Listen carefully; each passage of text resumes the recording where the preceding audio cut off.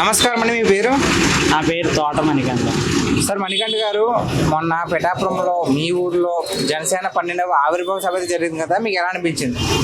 నాకు చాలా సంతోషం అనిపించిందండి. పవన్ కళ్యాణ్ గారిని ఇక్కడ నెగ్గించడం ఒక సంతోషం అయితే, మాకు 12వ ఆవిర్భావ దినోత్సవం పెట్టడం మాకు ఇంకా సంతోషం.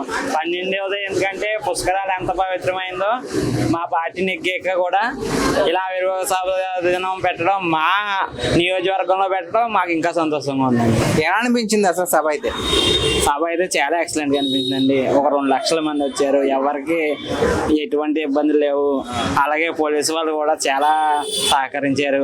అలాగే పారిశుద్ధ్య కార్మికులు కూడా చాలా శుభ్రంగా చేసి పెట్టారండి. అంటే అక్కడ వచ్చిన ప్రతి ఒక్కరికి కూడా మజ్జిగ, పుచ్చకాయలు, భోజనాలు అన్ని ఫ్రీగా అందించారు కదా, దానికి మీరు ఏమంటారు? దానికి ఏముందండి, బ్రహ్మాండంగా అందరూ నా అంతు సాయం అని ప్రతి ఒక్కరు పుచ్చకాయలు అందించారు, జామకాయలు అందించారు, వాటర్ మిల్క్ అందించారు. ఎక్కడో వేరే డిస్టిక్ ప్రకాశం జిల్లా నుంచి వచ్చిన వాళ్ళు కూడా భోజనాలు పెట్టారు. ఎక్కడికడక భోజనాల స్టాల్సే ఉన్నాయండి. ప్రజెంట్ మరి అంత అత్యంత మెజారిటీ ఇచ్చారు కదా పవన్ కళ్యాణ్ గారికి, పాలన ఎలా ఉంది? పాలన చాలా బాగుందండి. పవన్ కళ్యాణ్ గారు ఎక్కిన 90 రోజుల్లోనే మాకు 5 సంవత్సరాల పాటు నుంచి సోమలకోట పిఠాపురం రోడ్డు లేదండి. అలాంటి రోడ్డు ఎక్కిన 90 రోజుల్లోనే చేశారు. అలాగే పల్లి పండుగని తీసుకొచ్చి ప్రతి పల్లిలోనే ప్రతి సీసీ రోడ్డు వేసారు. తారు రోడ్లు ఎక్కడ పడితే బీట్ రోడ్లు అన్నీ వేసారండి. మరి ఇప్పుడు డిప్యూటీ సీఎంగా ఉన్నారు కదా, నెక్స్ట్ సీఎం అయ్యే ఛాన్స్ ఉందంటారా?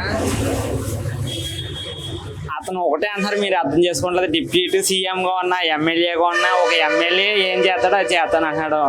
అతను మామూలుగా ఉంటే చాలండి, మాకు సీఎం అయినా అవ్వకపోయినా. థ్యాంక్స్.